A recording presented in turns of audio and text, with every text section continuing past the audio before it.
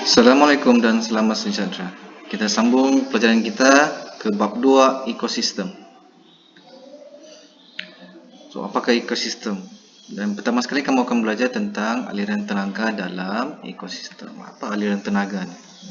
So, kamu tahu kan, tumbuhan mampu membuat makanannya sendiri melalui proses fotosintesis. Tumbuhan hijau pula akan dimakan oleh contohnya macam tikus. Tikus pula akan dimakan oleh contohnya ular. Ular pula akan dimakan oleh burung elang.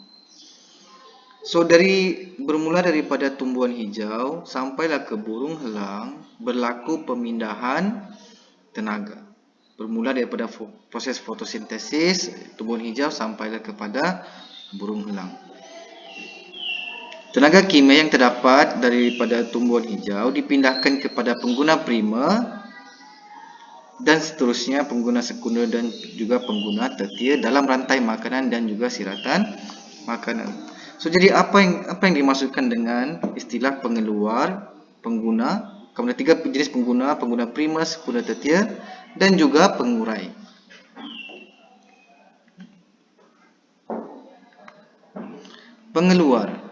Pengeluar adalah organisma yang mampu membuat makanannya sendiri. Sebahagian besar tumbuhan merupakan pengeluar. So, kita katakan tumbuhan hijau, pokok kah, rumput, pokok durian kah, rumput kah, lalang kah, kita panggil itu sebagai pengeluar sebab tumbuhan-tumbuhan ini mampu membuat makanannya sendiri. Apa pula yang kita panggil dengan pengguna primer? Pengguna primer adalah organisma yang memakan organisma lain yang biasanya terdiri daripada haiwan herbivor dan omnivor yang memakan pengeluar. Contoh tadi pengeluar kita ambil contoh lalang. Lalang dimakan oleh pengguna primer. Pengguna primer contohnya macam belalang, ulat dan juga rusa. Kemudian pengguna primer pula akan dimakan oleh pengguna sekunder, pengguna yang kedua. Apakah pengguna sekunder? Haiwan yang memakan pengguna primer. Pengguna tertier pula adalah haiwan yang memakan pengguna sekunder. So, sekarang ni kamu ada 4 istilah. Kamu ada pengeluar, tumbuhan yang mampu membuat makanannya sendiri. Tumbuhan hijau pengeluar dimakan oleh pengguna primer. Pengguna primer dimakan oleh sekunder. Pengguna sekunder dimakan oleh pengguna tertier. Bila pengguna tertier sudah mati, dia akan diuraikan oleh bakteria ataupun mikroorganisma. Pengurai adalah organisma yang menguraikan haiwan dan tumbuhan mati kepada bahan-bahan yang lebih ringkas ataupun nutrien. Hubungan ini dikenali sebagai saprofit. Contoh pengurai adalah ulat, cendawan dan juga cacing yang tinggal di dalam tanah. So, dalam satu rantai makanan, kamu ada pengeluar iaitu organisma yang mampu membuat makanannya sendiri, ialah tumbuhan hijau. So, tumbuhan hijau sahaja yang boleh membuat makanannya sendiri. Contohnya macam semua jenis pokok lah. Semua jenis pokok yang berdaun. Kemudian pengeluar akan dimakan oleh pengguna primer, haiwan yang memakan tumbuhan. Contoh pengguna primer, tikus dan juga belalang. Pengguna primer tadi akan dimakan oleh pengguna sekunder, haiwan yang memakan pengguna primer. Contohnya ular dan juga burung. Pengguna primer pula akan dimakan oleh pengguna tertier iaitu organisma yang makan pengguna sekunder.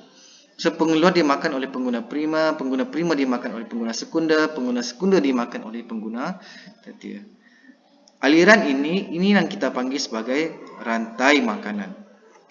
Okay, saya bagi lagi jelas lah. Tumbuhan dimakan oleh tikus dimakan oleh ular dimakan oleh burung elang.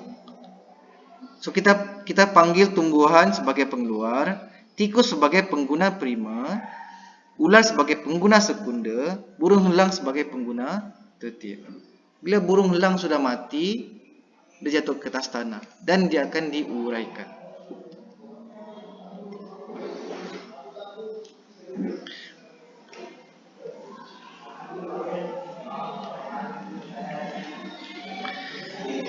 Beberapa contoh rantai makanan.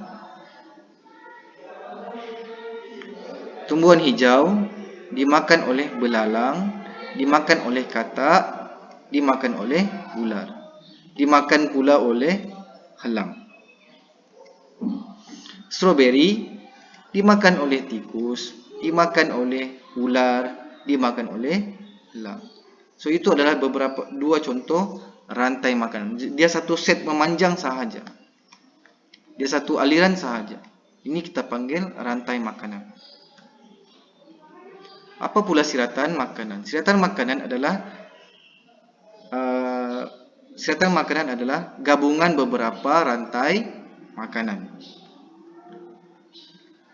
Dalam contoh ini, pengeluar kamu ada daun hijau dan juga padi. Daun hijau dimakan oleh ulat, belalang, dan padi pula dimakan oleh tikus. Pengguna sekunder, burung, katak, dan ular. Tetia, helang. Dia senang je ni. Padi dimakan oleh tikus, tikus dimakan oleh ular, ular dimakan oleh helang. Daun hijau dimakan oleh belalang, dimakan oleh katak, katak dimakan oleh ular, ular dimakan oleh helang. Daun hijau dimakan oleh belalang, dimakan oleh katak, dimakan oleh helang. Keseluruhan ini yang kita panggil sebagai siratan makanan. Kita lihat lagi beberapa contoh siratan makanan. Bermula dengan alga. Alga adalah pengeluar sebab dia mampu membuat makanannya sendiri. Alga dimakan oleh siput, siput dimakan oleh water beetle, dimakan oleh frog, dimakan oleh kingfisher. Satu, pengguna prima, sekunda, tertia.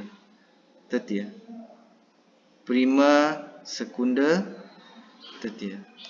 Prima, sekunda, tertia, dan seterusnya. So banyaklah. Okay.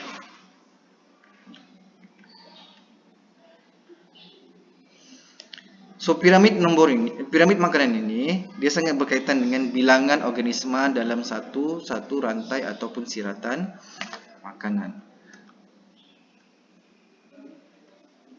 Jika kamu lihat di dalam gambar raja ini, bilangan rumput lebih banyak berbanding bilangan belalang. Bilangan belalang lebih banyak berbanding bilangan burung. Bilangan burung lebih banyak berbanding bilangan helang. Dari bawah naik ke atas, saiz organisma akan meningkat dari kecil sampai ke besar. Dari bawah naik ke atas, bilangan organisma semakin berkurang.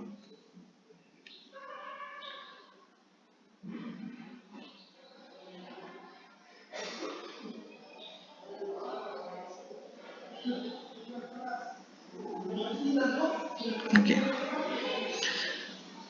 So bermula daripada tumbuhan hijau sampailah pengguna prima, sekunda dan tertia, aliran tenaga akan berlaku. Okey. Tenaga daripada tumbuhan hijau dipindahkan kepada pengguna prima, dipindahkan kepada pengguna sekunda, dipindahkan kepada pengguna tertia dan seterusnya. Jumlah tenaga itu bermula daripada pengeluar sampai kepada pengguna tertia, dia akan semakin lama semakin berkurang. Jumlah tenaga pada pengeluar paling besar naik ke atas berkurang dan berkurang.